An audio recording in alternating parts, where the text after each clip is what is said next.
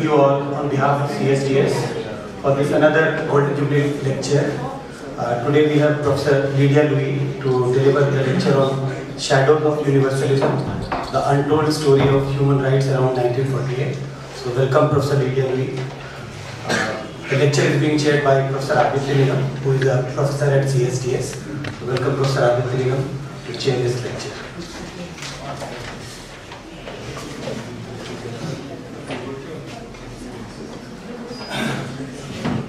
Welcome everybody to this, what is going to be almost the concluding round of our Golden Jubilee lectures. We have two more following and then one at the end of the month.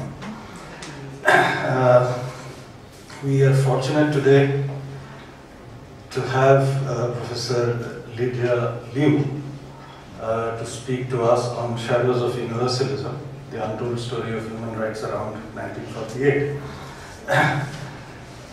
But many of you might actually be interested to know, if you do not already know or if you are not already familiar with her work, that actually much of her previous work speaks to a lot of ongoing and previous activity that has been a preoccupation with, in fact, even an obsession with some of our colleagues here. One of our books, recent books, is called The Digital Unconscious, which has been, I think, people from our Sarai program and its larger universe will definitely relate to very easily. But her work also on translation and translingualism actually gives a wonderful new perspective in some fashion to what we normally see as simple traveling of words across languages or meaning systems. For the important move that she makes in terms of reading the act of translation not simply as one of meaning creation, but also of value. And I was actually going through one chapter of her earlier work on which is called Tokens of Exchange. And which fascinatingly sort of takes off from the figure of a 18th century, what she calls an 18th century imposter, plagiarist and ethnographist long before the discipline of anthropology itself was in existence. And the figure of that figure actually, in the brief description that I read, actually turned out to be quite a fascinating figure. Anyway, I'm sure today's lecture, even though it seems to be completely at a different level from most of our earlier works, will certainly be equally exciting. Just as a formal introduction, Professor Lydia Liu is Tsun Professor in Humanities in the Department of East Asian Languages and Cultures and Director of Graduate Studies in the Institute of Comparative Literature and Society in Columbia University. Professor Liu's research has focused on cross-cultural exchange in recent history, the movement of words, theories and artifacts across national boundaries, and the evolution of writing, textuality and technology. Her new book is entitled The Freudian Robot, Digital Media and the Future of the Unconscious. Her most recent articles include The Cybernetic Unconscious, Lacan, Poe and French Theory. And there's a huge list of articles which I will not sort of but her important books include The Clash of Empires, The Invention of China in the Modern World, 2004, Tokens of Exchange, The Problem of Translation in Global Global Circulations, 1999, and Translingual Practice, Literature, National Culture and Translated Modernity, 1995, and Writing and Materiality in China, which is co-edited with Jubilee in 2003. Professor Lydia. Thank you very much. I'm very honored by your invitation to come here and participate in the celebration Golden Jubilee of CSDS. Thank you very much for coming to my talk. I have recently been preoccupied with a number of problems relating to the post-war transformation of human rights discourse. Today, I wanted to share some of my thoughts with you about what I have discovered about the making of the Universal Declaration of Human Rights primarily. As many of you probably know, that there are many criticisms of the idea of self-determination that was written into human rights after the war. A good example is Louis Henkin's article, The United Nations and Human Rights. And he complained that anti-colonial movements colored human rights covenants, and that self-determination was added to the roster of human rights, quote, as an additional weapon against colonialism, although there was no suggestion that this was a right of the individual, end of quote. And then very well-known legal historian Brian Simpson has also questioned the existence of a fundamental connection between human rights and self-determination. His argument that third world nations in the UN mobilize themselves around human rights in order to achieve the goal of decolonization is very well known and shared by many. So basically, people who study human rights are usually concerned with its problems. Some people feel that this was simply a political move after the war made by third world countries. Others suggest that this was a misunderstanding of human rights and especially individual and political rights. Now, recent studies begin to complicate this picture and give other interpretations. I give Willem Burke's example. He identifies two competing tendencies within the Afro-Asian bloc at the UN around the time of making of the Universal Declaration of Human Rights and also the covenants later on.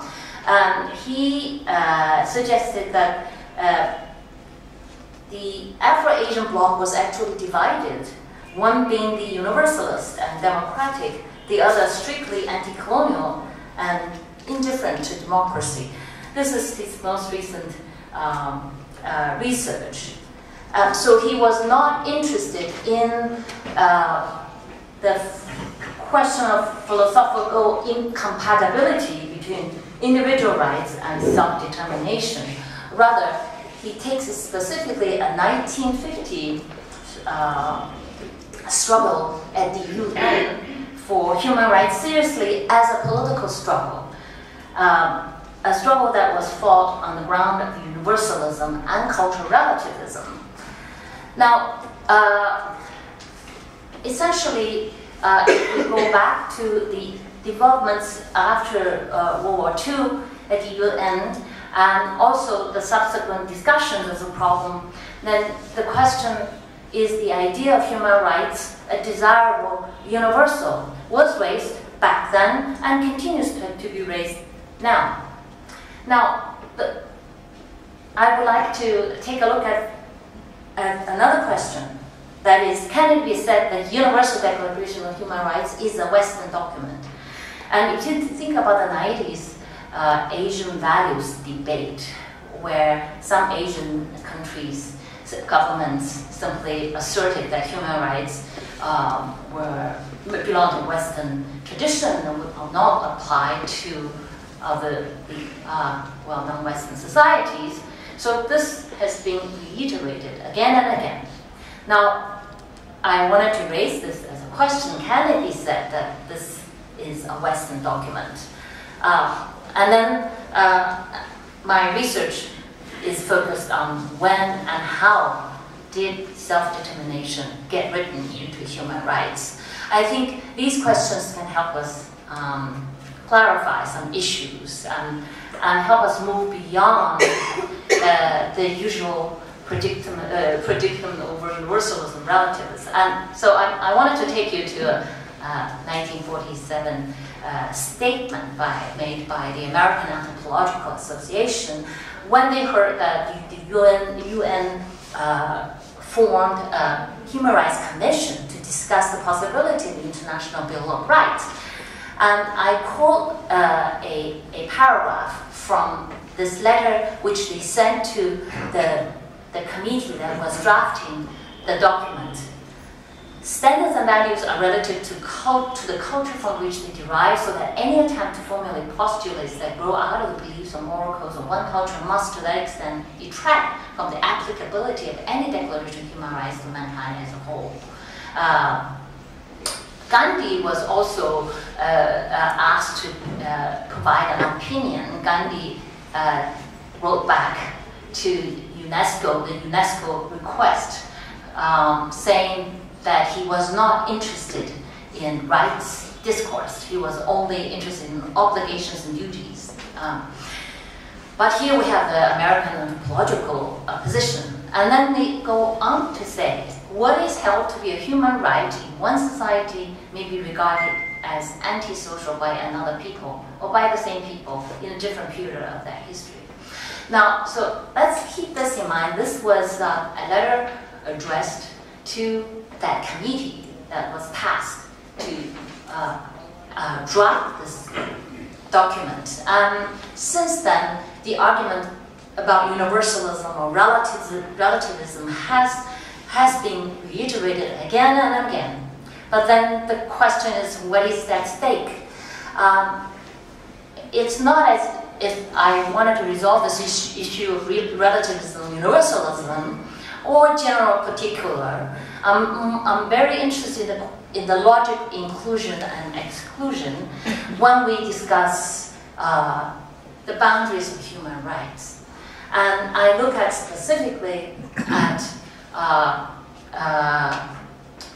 basically two aspects. One is in the question I raised earlier, whether we should regard the Universal Declaration of Human Rights as a Western document. My answer is no.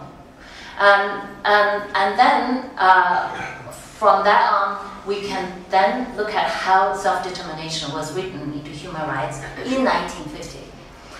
I'm going to do my textual thing, since I'm not a historian, I'm a literary scholar, so I wanted to invite you to take a very close look at the text. I'm going to give you this example of Article 1. All human beings are born free and equal in dignity and rights, endowed with reason and conscience, and should act toward one another in a spirit of brotherhood. Okay, so this is the finalized wording of Article 1. I'm sure you're familiar with this. But it looks really quite, straightforward, no problems whatsoever. However, if you look at one of the drafts, Tsun draft, in 1947, he says, all men, being members of one family, are free, possess equal dignity and rights, and shall regard each other as brothers. So this was an earlier draft. There were numerous earlier drafts. I'm just singling out some key ones. All right, Tsun was a member of the drafting committee on the Human Rights Commission. I'm going to mention a few others who were core members of this drafting committee. Now I have highlighted these words which would be modified in the process of debate. Okay. Now, the Geneva draft, slightly later, was changed. All men are born free and equal in dignity and rights and endowed by nature. See, this was added by nature with reason and conscience and should act one another like brothers. All right. So, in any case, there were numerous debates on religion and the origin of rights. In the minutes that I have examined, mostly the summaries of the discussion. A lot of these summaries are verbatim transcript of what was going on. Fascinating documents, which I recommend to you.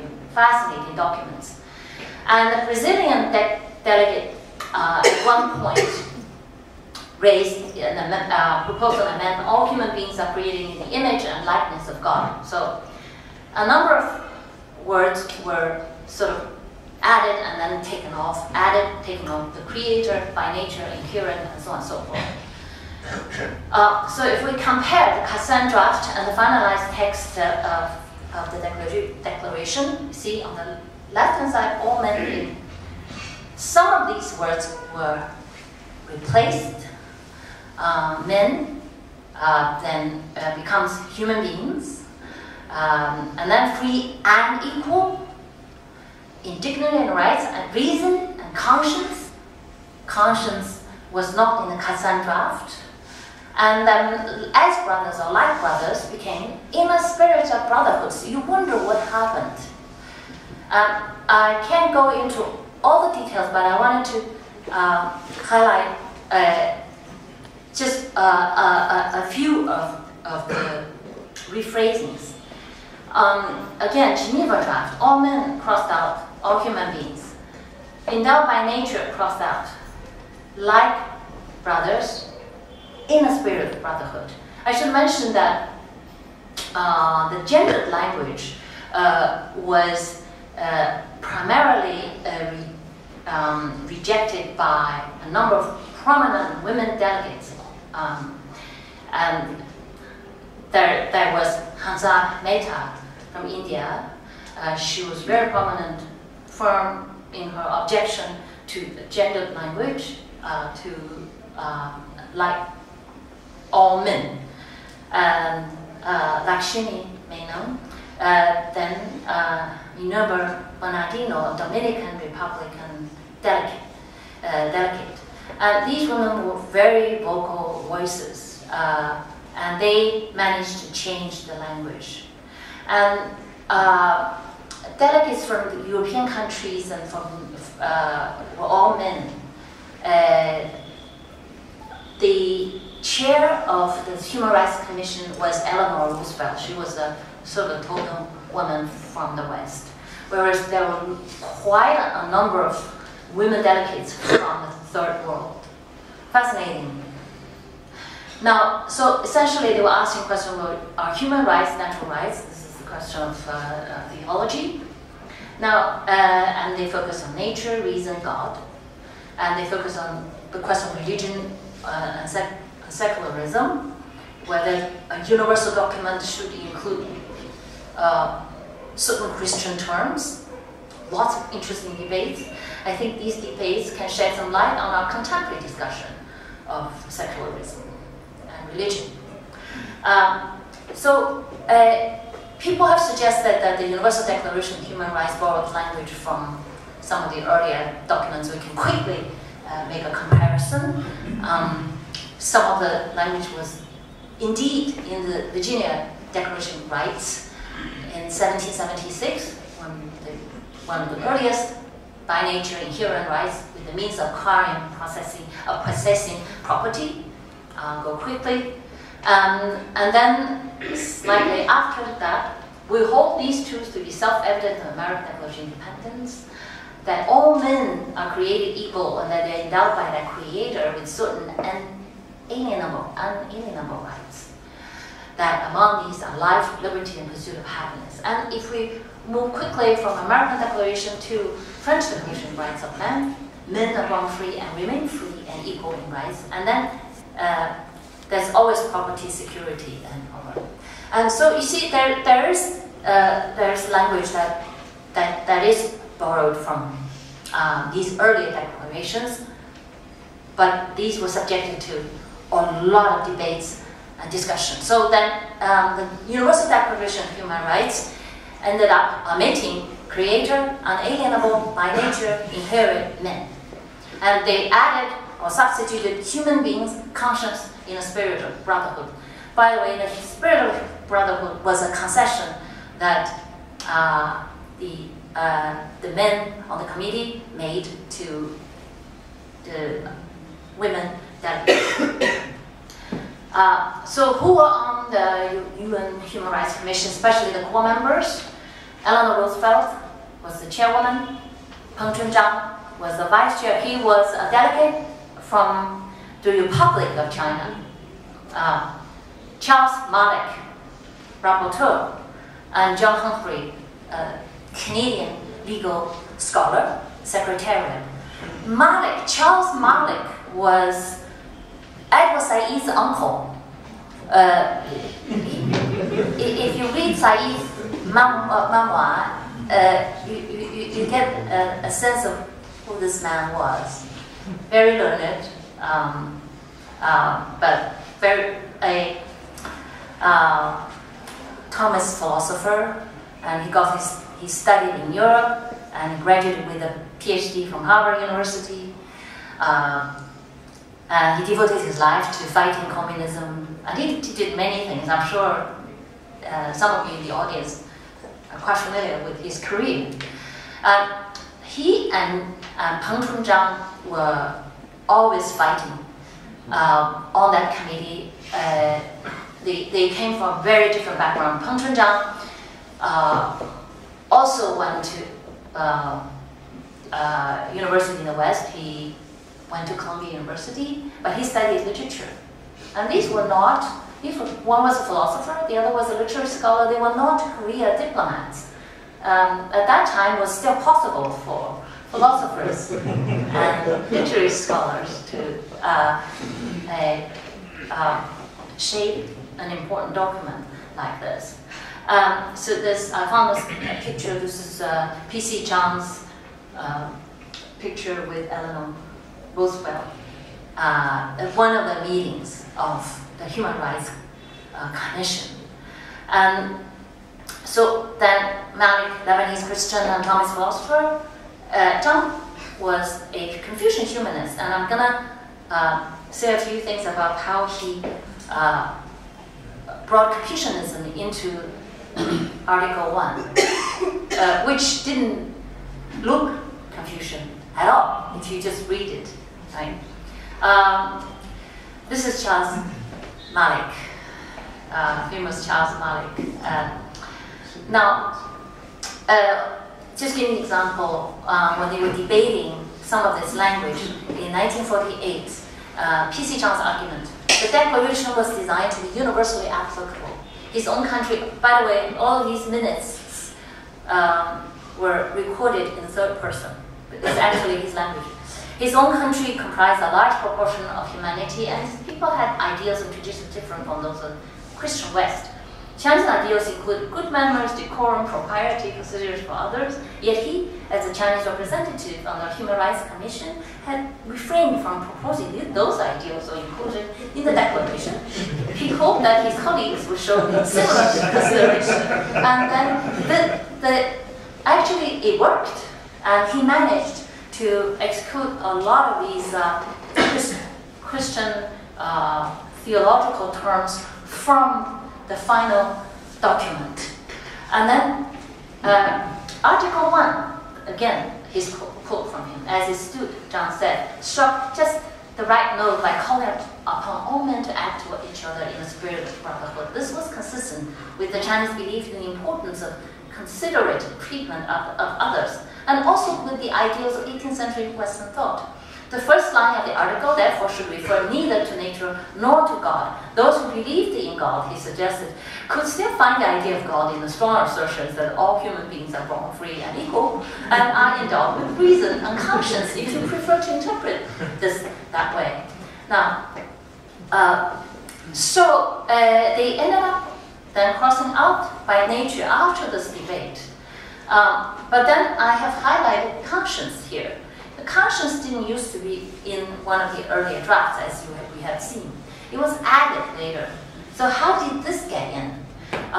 From the summary records of the Commission on Human Rights drafting committee first session, here I give you the chairman read Article 1. She stated that the United States government was not satisfied with the present wording and invited members to suggest possible inventions and revisions. Dr. Chang thought that should be added to the idea of reason, that you remember, with reason, that's all, right? The idea, which in the literal translation from the Chinese would be 人 in Mandarin. Two man-minded is an awkward translation, but he wanted to be literal. Two man-mindedness. English equivalent might be sympathy or consciousness of his fellow men. This new idea, he felt, might well be included as an essential human attribute. So he found reason being inadequate. Human attribute, you would have to include something else. It was not just reason, it's something else. And so he introduced this character and he described this character. Now, how you translate the character then, that character? A key concept in the moral philosophy of Confucianism. He translated it as two man-mindedness. Most Western scholars of Confucianism would translate it as humanity, benevolence, or conscience. These are all bad translations. I translated it as the plural, human. And this is, I have a very good reason for translating it as plural, human. Why? This comes from a 2,000-year, this was the first Chinese dictionary compiled in the Han Dynasty 2,000 years ago. And if you look at this word, 人, Chinese, you read Chinese from right to left. But if you look at the second line from the right, the top one,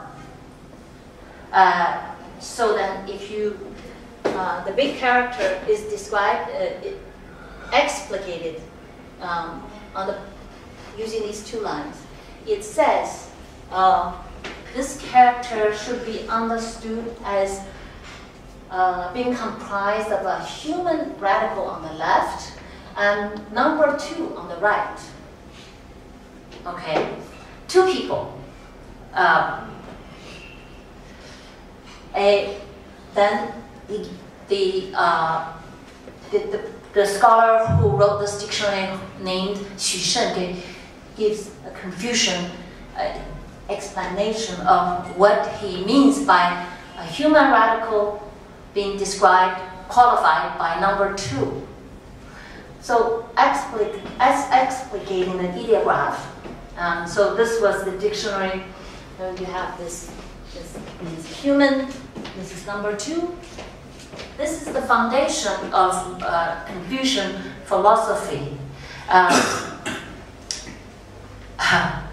So then you go from one truth, one God, divine origin, morality, and monotheism, one individual, one, to two-man human-mindedness, human sympathy, whatever, secularism, polytheism, plurality, 2. And so the philosophy will be, this is the yin and this is yang. So always 2, not 1. Now, the question then is, how do you ground human rights? The idea of the human, individual, or plural human. So I suggest that perhaps we could read this conscience as a supersign of word 良心, which is in the Chinese translation of the Universal Declaration of Human Rights. And I won't go too much into it. This is the Chinese translation. In the English translation, reason and conscience, you lose that Confucian philosophical idea, but in the Chinese translation, it comes back. It's a very interesting, so we need to read these documents in different languages to get the point, right? So essentially, Chang was suggesting that we should perhaps modify this language by reading this as endowed with reason and liangxing. Liangxing is an interpretation of ren. Should act toward one another in the spirit of ren. It would have been ideal if it had worked out that way. Okay. All right. And this is John Humphrey, very important figure in the drafting of the document. In fact, after Tsun got the Nobel Prize for being one of the architects of the UN document, a lot of people objected to it. They thought Tsun exaggerated his own importance, and he got the Nobel Prize. In fact, this man played a bigger role. It was actually a group of people, including Eleanor Roosevelt, who contributed most importantly to this. Now, I wanted to mention that in the spring of 1947, when the whole thing was about to get started, Eleanor Roosevelt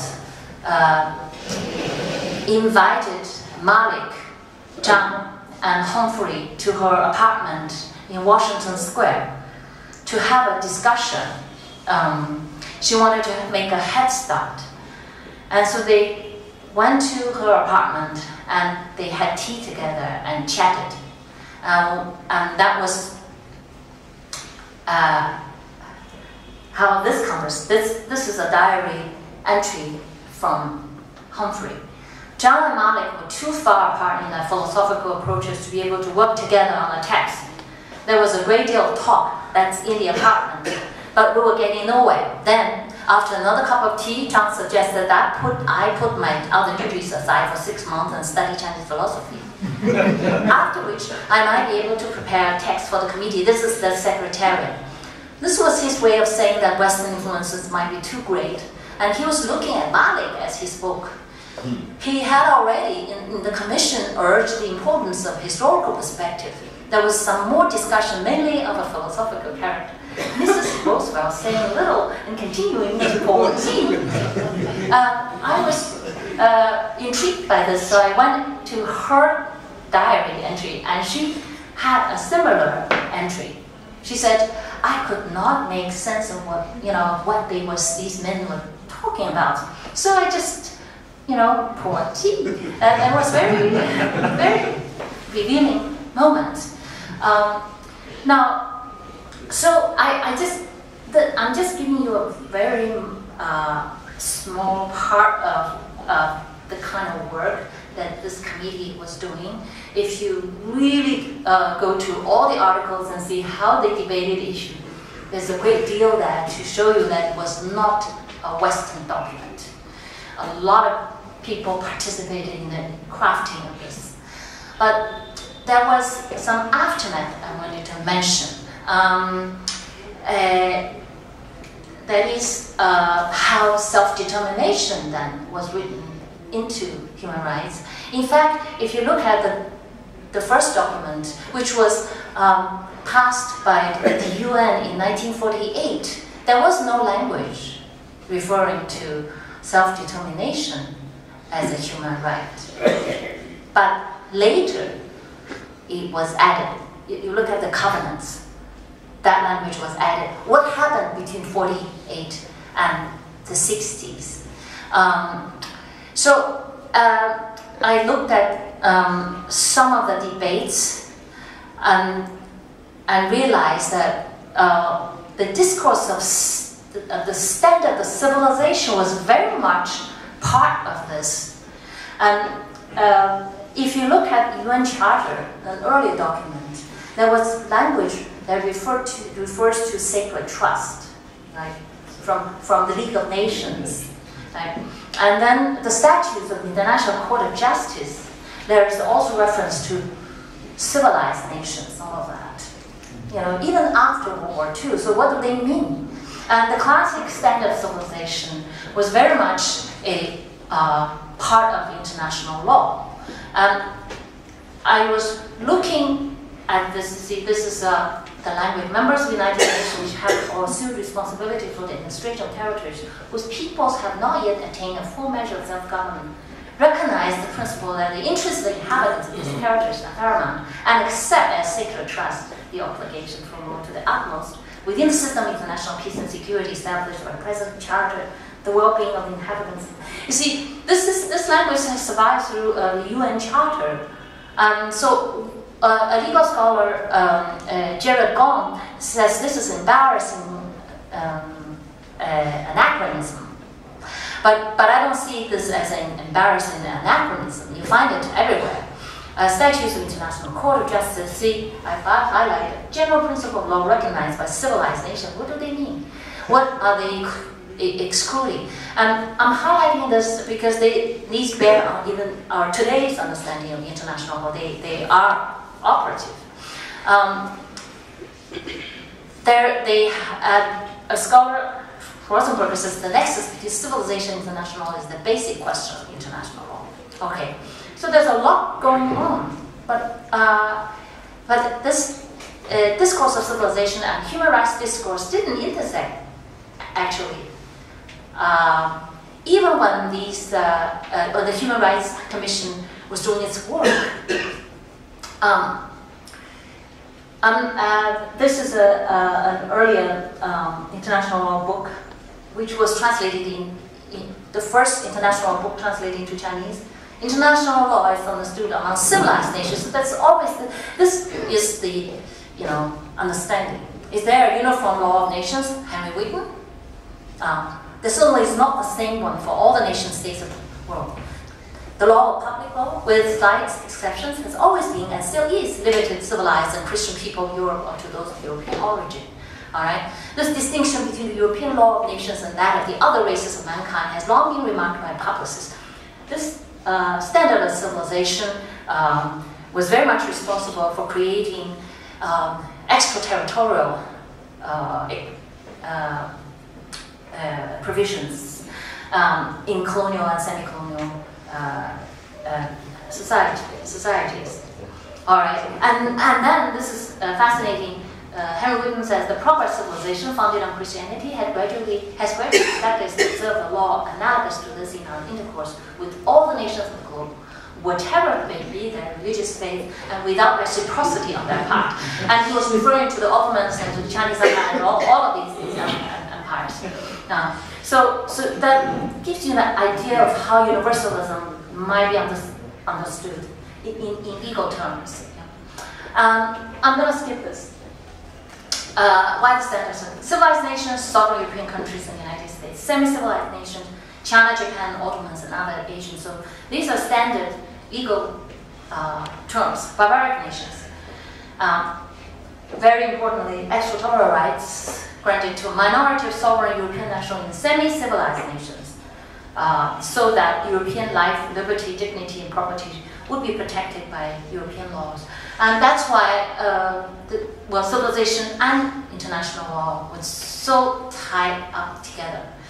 Jared Gong, who wrote The Standard of Civilization in International Society, suggests that when Japan gained recognition as a civilized power by adhering to it, the standard of civilization took place as a universally valid principle applicable to all non-European countries seeking to enter the family of nations as civilized states. We all know Japan entered the League of Nations and that story.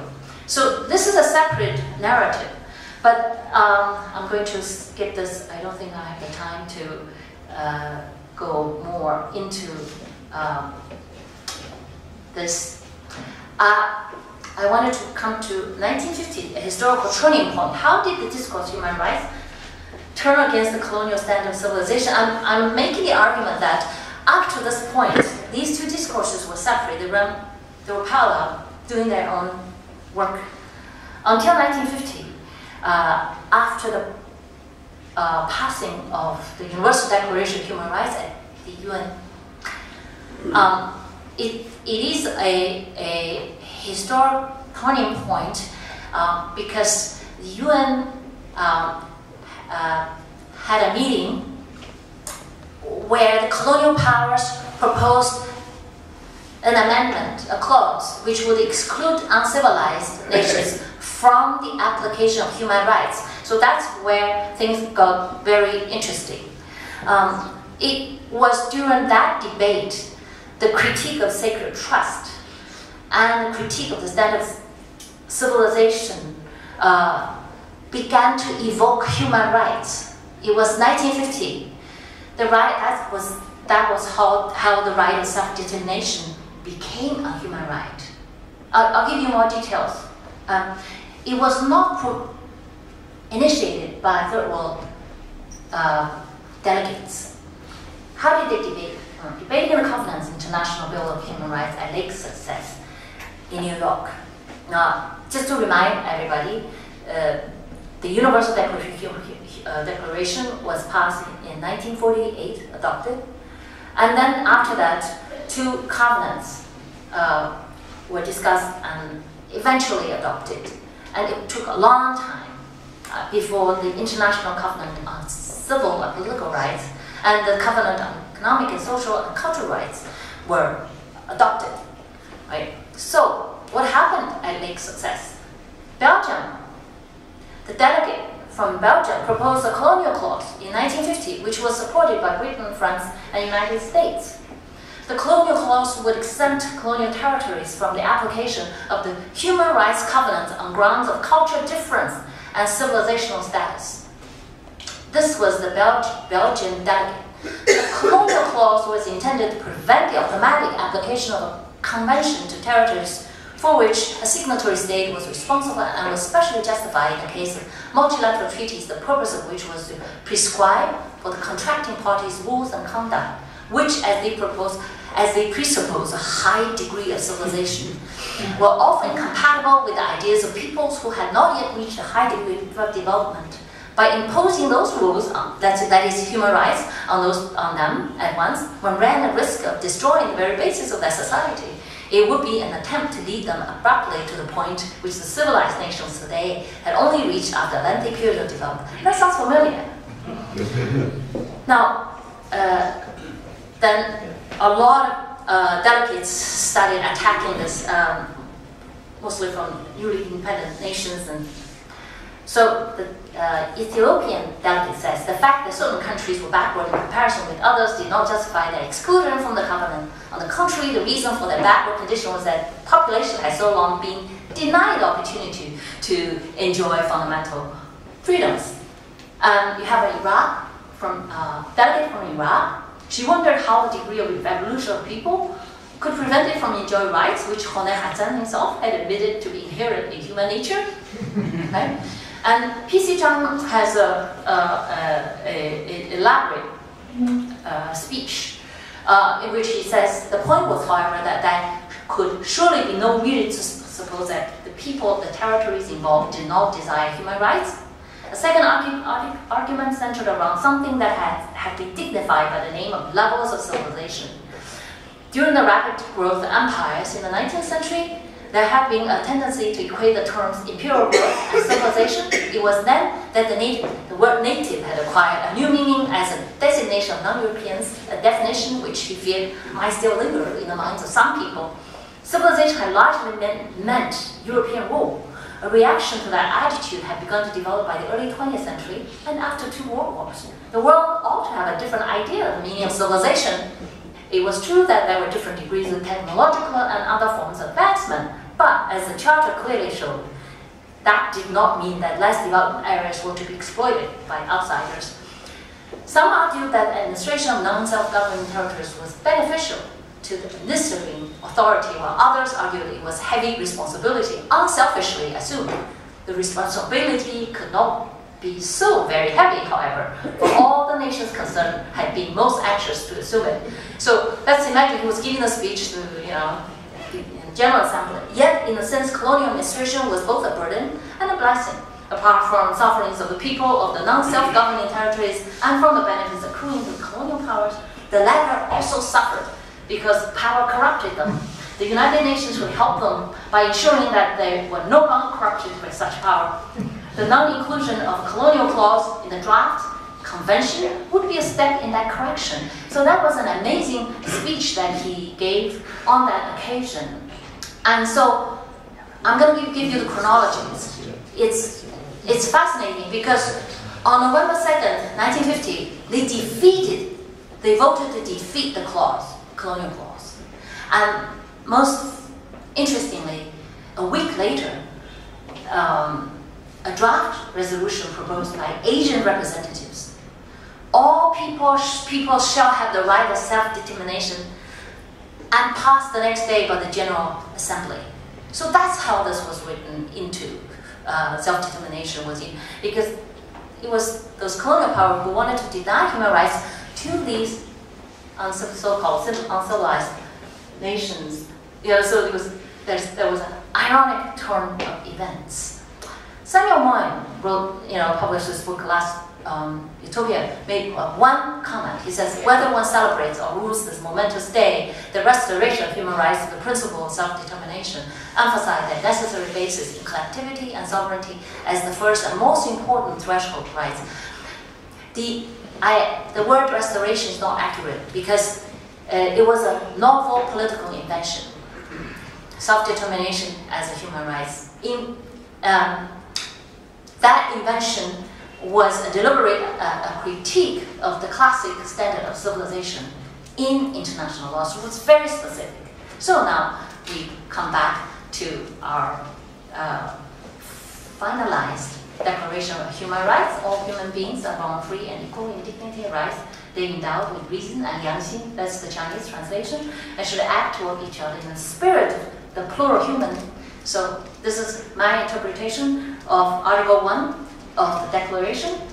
If people have any questions, I'll be happy to answer them. Thank you very much.